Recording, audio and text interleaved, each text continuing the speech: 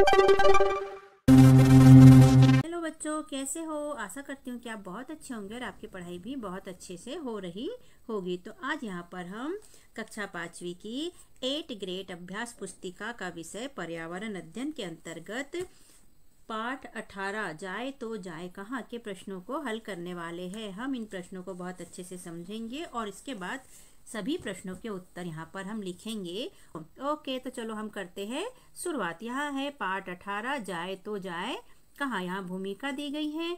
भूमिका के बाद में तो यहाँ से अभ्यास प्रश्न शुरू होते हैं बच्चों। इसके अंतर्गत वस्तुनिष्ठ प्रश्न। वस्तुनिष्ठ प्रश्न में प्रश्न नंबर पहला है। पहले का पहला सही विकल्प चुनकर लिखिए। इसका अ है, यात्रा के गांव छोड़ने का कारण था।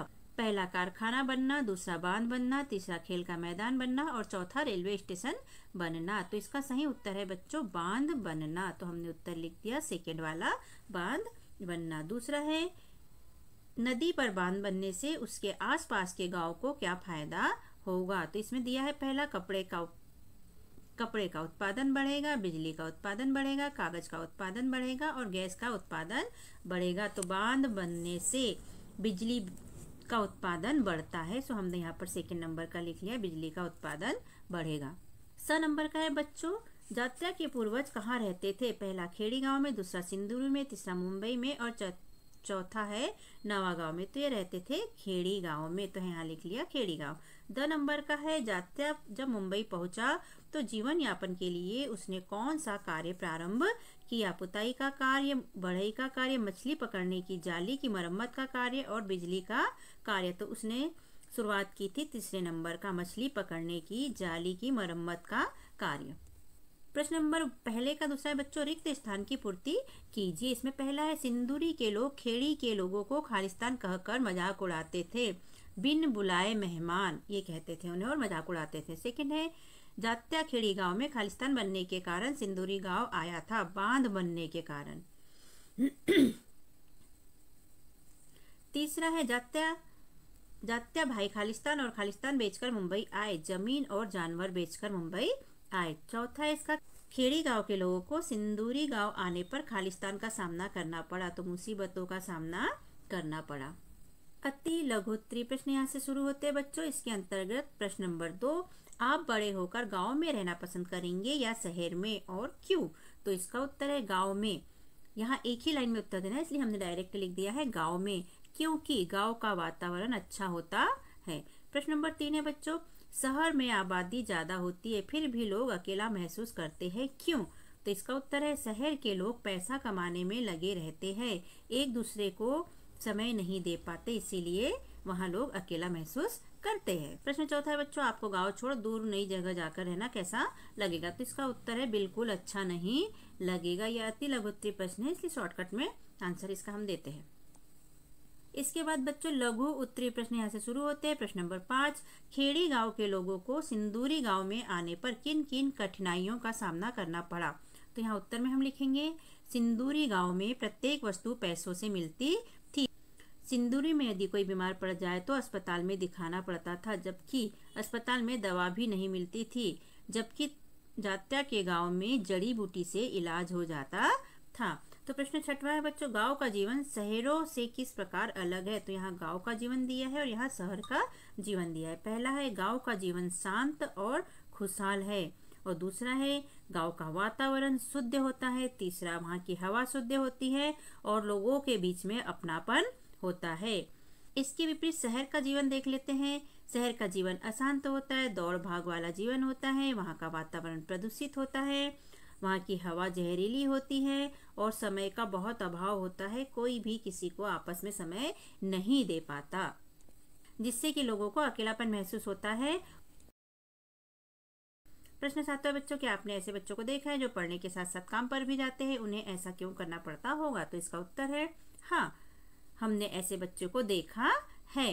पूरा लिखना है हमको, जो काम पर भी जाते हैं पूरा, क्योंकि उन्हें ऐसा अपने घर परिवार की कमजोर स्थिति के कारण, मतलब गरीबी के कारण करना पड़ता है। प्रश्न 8 बच्चों, बच्चे खेड़ी गांव में काम कर रहे थे और मुंबई में भी काम कर रहे थे, परंतु वे खेड़ी गांव में खुश थे, क्यों। तो इसका उत्तर है, यहाँ जगह के कारण हमने ऐसा किया है। देखो बच्चे, फिर यहाँ पूरा लिखना है, खेड़ी गांव में काम कर रहे थे और मुंबई में भी काम कर रहे थे, परंतु ये खेड़े गांव में खुश थे क्योंकि वे बचपन से गांव में रह रहे थे। उनको गांव पसंद था। गांव में शुद्ध वातावरण, शुद्ध वायु, शांत जीवन था। परंतु मुंबई में इस सबसे विपरीत था। वहां दौड़ भाग वाला जीवन था, प्रदूषित वातावरण था, अशुद्ध वायु थी और अशांत जीवन था। और यही सब कारणों से गांव का जीवन अच्छा लगता है बच्चों, शहर के जीवन की अपेक्षा। बाद दीर्घ उत्तरीय प्रश्न यहाँ से शुरू होते हैं। प्रश्न नंबर 9, बांध बनाने के लिए लोगों को अपने घरों से हटाकर दूसरी जगह बसाना ठीक है या नहीं, सोचकर लिखिए। तो इसका उत्तर है बच्चों, एड्रेस लगा दिया। तो यहाँ से बांध बनाने के लिए लोगों को अपने घरों से हटाकर दूसरी जगह बसाना ठीक नहीं है, क्योंकि वहाँ उनके पूरे जीवन जीने की व्यवस्था, उनका काम, व्यवसाय, घर सब है, वह सब उजड़ जाता है और दूसरी जगह बसाने के लिए नया घर, व्यवसाय खोजना पड़ता है, जो बहुत कठिन होता है। उनका जीवन अस्त व्यस्त हो जाता है।